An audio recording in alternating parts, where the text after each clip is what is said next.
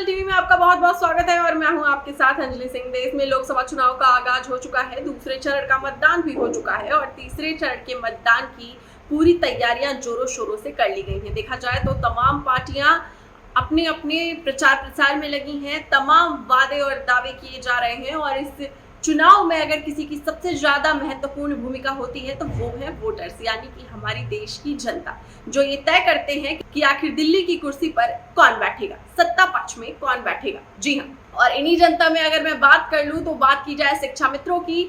शिक्षा मित्र परिवार में इस समय लोकसभा चुनावों के बीच क्या कुछ चल रहा है, क्या कुछ सोच रहा है शिक्षा मित्र परिवार और क्या कुछ रणनीति तय करके रखी है, इन सारे मुद्दों पर बात की जब हमने प्रदेश अध्यक्ष शिव कुमार शुक्ला से, तो उन्होंने क्या कुछ हमसे साझा किया, आइए आपको इस टेलीफोनिक वार्ता में सुनाते हैं। शिव कुमार जी, सबसे पहले आपका बहुत बहुत स्वागत है हमारे चैनल अटल टीवी में। आपका बहुत बहुत धन्यवाद अंजलि जी। जी शिव कुमार जी, जानना चाहूंगी क्या कुछ अपडेट है, क्या कुछ नई अपडेट है। हमारे दर्शक जानना चाहते हैं कि शिक्षा मित्रों इस टाइम शिक्षा मित्र परिवार में क्या कुछ नई अपडेट है जिसको लेके शिक्षा मित्र इस टाइम अपनी रणनीति तय कर रहे हैं या फिर कुछ उम्मीदें लगा के रखे हैं, क्या कुछ नई अपडेट है। देखिए अंजलि जी, अब ना कोई रणनीति क्या बताऊं, अभी तो चुनाव चल रहा है, आदर्श आचार संहिता प्रभावित है जी। और सारे देश में चुनाव का माहौल चल रहा है और चुनाव अपने परचम पर है। वही स्थिति उत्तर प्रदेश में भी है जी। और मैं कई बार आपके चैनल पे भी कह चुका हूँ, डिबेट में भी, और आज भी मैं कह रहा हूँ जी। आदर्श आचार संहिता 4 जून को समाप्त होगी, 5 जून को। 15 जून के बाद हमारी रणनीति बनी बनाई है। मैं पुनः सरकार से संवाद के लिए तत्काल अपनी टीम को सक्रिय करके लोगों से मिलने मिलाने का काम प्रारंभ कर दूंगा जी। और जैसे ही सरकार से अपेक्षा करूंगा कि कोई जो प्रपोजल गया है उस पर मोहर लगावे और शिक्षा मित्रों को राहत दे। यदि ऐसा नहीं होता है तो अगली रणनीति के बारे में खुलासा किया जाएगा, आप सबसे बात किया जाएगा और अगली रणनीति सारे लोगों के साथ बैठ करके तय किया जाएगा। जी शिव कुमार जी, जानना चाहूंगी जैसे कि बात हो रही है लोकसभा चुनाव की, देखा जाए तो दूसरा चरण भी हो चुका है, तीसरे चरण की पूरी तैयारी जारी है और हर पार्टी कहीं ना कहीं जोर शोर से अपने प्रचार प्रसार में लगी है, जनता को लुभाने के तमाम दावे वादे किए जा रहे हैं। ऐसे में आप क्या देख रहे हैं, क्या लग रहा है, आपकी क्या प्रतिक्रिया है इस पूरे मामले पे, क्या सोच रहे हैं कि किसकी सरकार बनेगी, सत्ता पक्ष में इस बार कौन आएगी, क्योंकि जो भी सारी पार्टियां अपनी अपनी तरफ से अपना पूरा दमखम दिखाने का पूरा प्रयास कर रही हैं, आपका क्या कुछ कहना है। सरकार है और चुनाव है, तो सरकारें और पार्टियां चुनाव लड़ रही हैं, उसमें मेरी कोई भूमिका नहीं है। जिसकी सरकार होती है कर्मचारी उसका होता है और जब चुनाव आचार संहिता प्रभावित होती है तो सारे लोग गौर हो जाते हैं।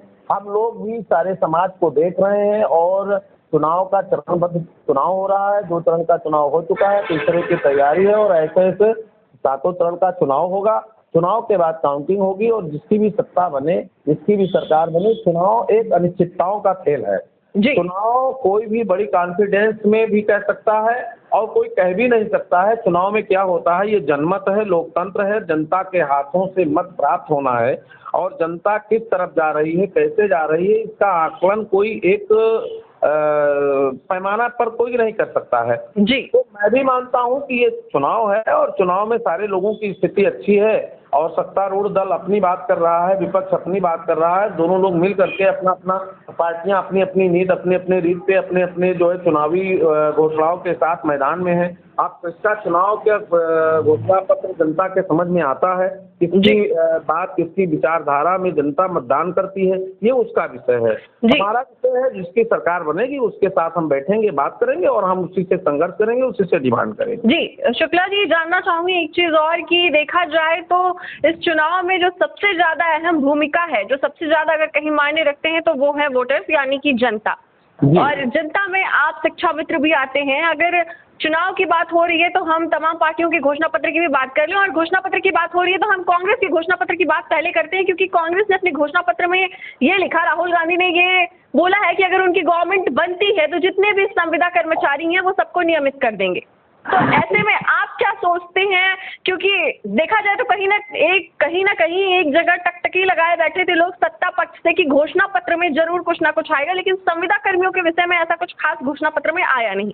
फिलहाल इसको आप किस नजर से देखते हैं। अंजलि जी देखिए, हमारा तो अपना सीधा फंडा है, किसे सुनाऊं कौन सुनेगा, सबकी अपनी अपनी है। जी, तो सारे लोग अपनी बात कर रहे हैं। आदरणीय राहुल गांधी जी ने इस बात का उद्घोषणा किया, इसके लिए उनको मैं धन्यवाद देता हूँ। जी, हम हमारी और हमारे साथियों की या 32 लाख परिवारों की उनको चिंता है, परंतु ये अपने अपने मैंने बोला ना कि अपने अपने विचारधारा से सबका घोषणा पत्र है, अपनी अपनी सोच है, अपने अपने सोच से सारे लोग चुनावी मैदान में हैं और सारे लोग लड़ रहे हैं। तो चुनाव है और चुनाव में कोई क्या कहता है और उसका आत्मसात कौन करेगा, आज हमको आप एक आम जनता के जो है दृष्टिकोण से देखिए, और जनमत जिसके साथ जनता उसके साथ, जनमत जिसके साथ सत्ता उसके साथ। तो जनता को चुनाव में लड़ना लड़ाना है और जनता अपनी भावनाओं का और पार्टी के घोषणा पत्र और तमाम ऐसे विचारधारा होती है जिसको देख करके वोट देती है। कोई काम पे वोट देता है, कोई राष्ट्रवाद पे वोट देता है, कोई विचारधारा पे वोट देता है, कोई सेकुलरवाद पे वोट देता है, कोई अपनी रोजी रोटी के लिए वोट करता है, कोई अपनी भावनात्मक रूप से वोट करता है। तो ये बड़ा मुद्दा है और जनता चुनाव में भगवान होती है। तो भगवान जिसका निर्णय करेगा, जनता जिसका निर्णय करेगी, जिसके हाथ में सत्ता देगी, उसके साथ हम बैठेंगे। जी शिव कुमार जी, लोकसभा चुनावों का आगाज हो चुका है, दूसरे चरण का मतदान भी हो चुका है और तीसरे चरण की पूरी तैयारी है। ऐसे में आप, क्योंकि अब तो आचार संहिता भी लग चुकी है, आप अपने साथियों से क्या कुछ अपील करना चाहेंगे, क्या कुछ संदेश देना चाहेंगे अटल टीवी के माध्यम से?